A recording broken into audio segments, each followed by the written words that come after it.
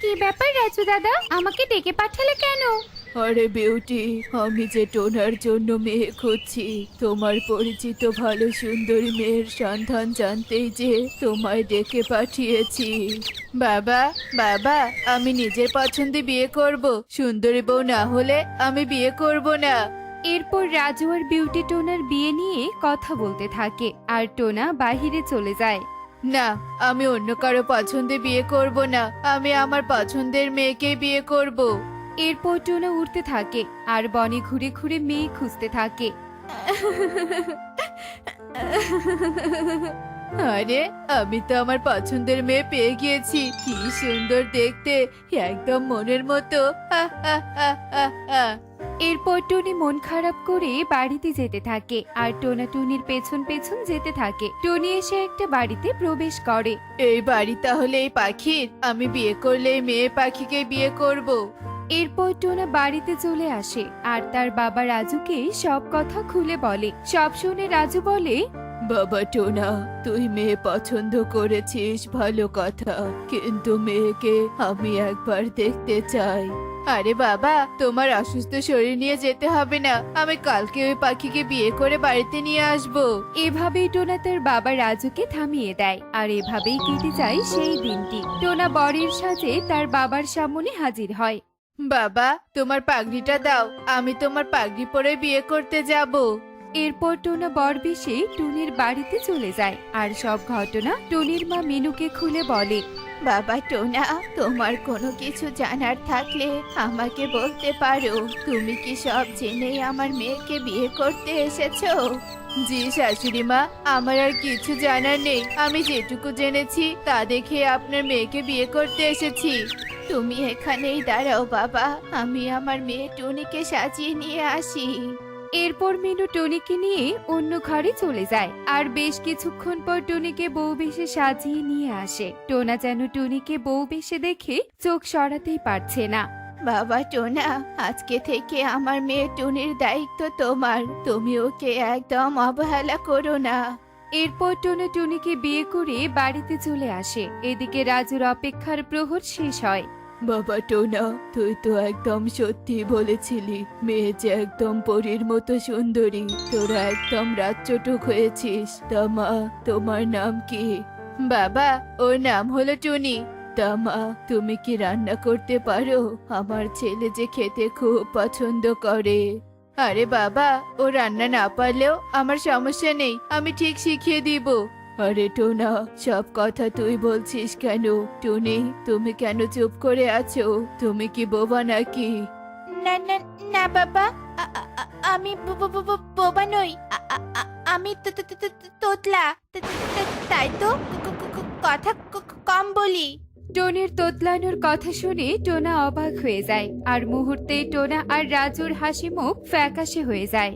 হায় সৃষ্টিকর্তা, হে আমার সাথে কি হলো? শেষে কিনা তোতলা বউ বিয়ে করে আনলাম।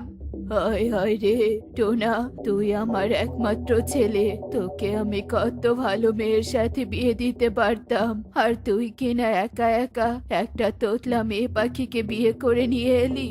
আমাকে দেখতেও যেতে দিলি না। বনের সবাই যদি শোনে তোর বউ তোতলা, তাহলে যে সবাই হাসাহাসি করবে। তোমরা এমন করে কথা বলছো কেন? আমি তো একটু তোতলাই। আর টোনা, তুমি তো সব জেনেই আমাকে বিয়ে করেছো। তাহলে এমন করছো কেন? শোন টুনি, বাড়িতে বনের অন্য পাখিরা আসলে তুই একদম চুপ থাকবি, কোনো কথা বলবি না, এই বলে দিলাম। এরপর টোনা টুনির সাথে খারাপ ব্যবহার করতে থাকে আর টুনি মন খারাপ করে ঘরে চলে যায়। দিন দিন টোনার খারাপ ব্যবহার বাড়তেই থাকে আর এভাবেই কেটে যায় বেশ কিছুদিন। হিরে টোনা, শুনলাম বিয়ে করেছিস আর তোর বউ নাকি দেখতে একদম পরীর মতো সুন্দরী। তা কোথায় তোর বউ? ডাক দেখি। হ্যাঁ হ্যাঁ টোনা, ডাক ডাক, তোর বউকে আমরাও দেখে চোখ জুড়াই। আরে আরে, সত্যি তো, টোনার বউ যে দেখতে অনেক সুন্দরী। তা মেয়ে, তোমার নাম কি? সংসারের কাজ কি পারো? আর না পারলে দিদিদের বলো কিন্তু। সবাই কথা বলতে থাকে, কিন্তু টুনি কোনো কথা না বলে সবার কথায় মাথা নাড়ায়, কারণ টোনা তাকে নিষেধ করেছে বনের কোনো পাখির সামনে মুখ খুলতে। আরে এই মেয়ে দেখে একদম কথাই বলে না। কিরে টোনা, তোর বউ দেখে ভালোই অহংকারী। কোথায় আমরা নতুন এসেছি, আমাদের আপ্যায়ন করবে, তা না করে এখানে চুপ করে দাঁড়িয়ে আছে। না না না গো দিদিরা, আমি তো মন খুলে কথা বলতে চাই তোমাদের সাথে, কিন্তু আমি তোতলার জন্য টোনা কথা বলতে বারণ করেছে।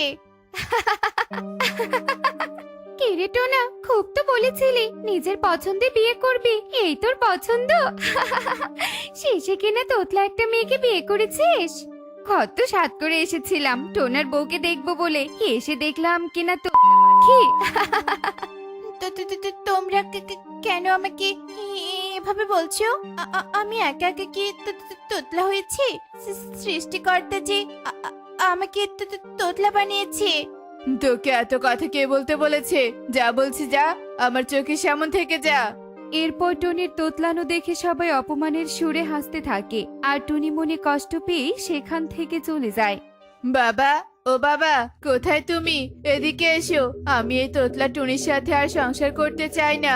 এই তোতলা টুনিকে বিয়ে করে বনে হাসির পাত্র হয়ে গেছি। টোনা, এসব তুমি কি কি কি বলছো? তুমি আমাকে তাড়িয়ে দিলে, আমি কোথায় যাব? তোতলার জন্য কেউ আমাকে বিয়ে করতে চাইতো না, আর তুমি কি না বিয়ে করেও তাড়িয়ে দিচ্ছ? এমন করো না টোনা, এমন করো না। এরপর টোনা টুনিকে আরো বেশি অপমান করতে থাকে, আর একসময় টুনি অপমান সহ্য করতে না পেরে বাড়ি থেকে বেরিয়ে যায়, আর একটা নদীর পাড়ে বসে মনের দুঃখে কান্না করতে থাকে। হায় সৃষ্টিকর্তা, তুমি কেন আমাকে তোতলা বানালি? এই তোতলা দেখে সবাই যে আমাকে নিয়ে হাসি ঠাট্টা করে। টোরা যে আমাকে বাড়ি থেকে বের করে দিল। আমি এখন কোথায় যাব? টুনির এমন কান্না নদীর পানিতে থাকা জলপরি শুনতে পায়, আর মনে কৌতূহল নিয়ে পানির ওপরে উঠে আসে। কে তুমি সুন্দর পাখি? এখানে বসে এভাবে অসহায়ের মতো কান্না করছো কেন? তোমার কি হয়েছে? জলপরি, তুমি শুনবে আমার কষ্টের কথা। আমি যে অনেক অসহায় জলপরি। এরপর টুনি সব কথা জলপরীকে খুলে বলে, আর সব শুনে জলপরি বলে, ও এই ব্যাপার মিষ্টি পাখি, তুমি একদম কষ্ট পেও না। আমি এক্ষুনি ঠিক করে দিচ্ছি আমার এই সোনার কাঠি আর রূপোর কাঠি ছুঁয়ে। এরপর জলপরি টুনির মাথায় তার হাতে থাকা সোনার কাঠি আর রূপোর কাঠি ছুঁয়ে দেয়, আর টুনি একদম ভালো হয়ে যায়। আমি যে একদম ভালো করে কথা বলতে পারছি, কিন্তু জলপরি তুমি আমাকে হঠাৎ কেন সাহায্য করলে? তোমার মতো অসহায়ের সাহায্য করতে পেরে যে আমি ধন্য টুনি। তুমি সত্যি অনেক ভালো। এবার আমি আসি টুনি, কোনো প্রয়োজন হলে আমায় অবশ্যই স্মরণ করবে। এ কথা বলে জলপরি সেখান থেকে নদীতে চলে যায়, আর টুনি আপন মনে সেখানেই বসে থাকে আর প্রকৃতির সৌন্দর্য উপভোগ করতে থাকে। আর অন্যদিকে টুনি চলে আসার পর টোনা টুনির অভাব বুঝতে পারে, আর পাগলের মতো টুনিকে খুঁজতে থাকে। আমার একদম উচিত হয়নি টুনির সাথে খারাপ ব্যবহার করা। টুনির মা যে আমায় সব বলতে চেয়েছিল, আমি শুনতে চাইনি। না না, যে করেই হোক টুনিকে আমার খুঁজে পেতেই হবে। এরপর টোনা হন্যে হয়ে বনে টুনিকে খুঁজতে থাকে, আর খুঁজতে খুঁজতে টোনা ক্ষুধায় ক্লান্ত হয়ে যায়। পাশেই টোনা একটা অপরিচিত গাছে কিছু ফল দেখে টোনা ক্ষুধার জ্বালা সহ্য করতে না পেরে সেই ফল খেয়ে ফেলে। কি আমি এবার নিজেই টুনির মতো তোতলাচ্ছি? কি হলো আমার? তাহলে কি প্রকৃতি মাতা আমার করা অন্যায়ের জন্য শাস্তি দিলেন? আমি যে সত্যি টুনির সাথে অন্যায় করেছি। এরপর টোনা টুনিকে খুঁজে পায়, আর সে সব কথা টুনিকে খুলে বলে, আর নিজের করা ভুলের জন্য টুনির কাছে ক্ষমা চায়। সব শুনে টুনি বলে, তুমি একদম মন খারাপ করো না টোনা, তুমি যেমন তেমনই আমার কাছে সুন্দর। তোমার সব খারাপ পরিস্থিতিতে আমি তোমার সঙ্গ দিব টোনা। এরপর টোনা আর টুনি সব ভুলে সুখেই সংসার করতে থাকে। তো বন্ধুরা, দেখলে তো, কারো শারীরিক ত্রুটি নিয়ে উপহাস করা উচিত নয়, কারণ ভাগ্যচক্র যে কারো জীবনে যে কোনো সময় একই পরিস্থিতি সৃষ্টি করতে পারে। এমনই সব মজার মজার শিক্ষণীয় টুনি পাখির গল্প দেখতে আমাদের সাথেই থেকো। আর গল্পটি কেমন হয়েছে তা কমেন্টে জানাতে ভুলো না কিন্তু। Bye bye.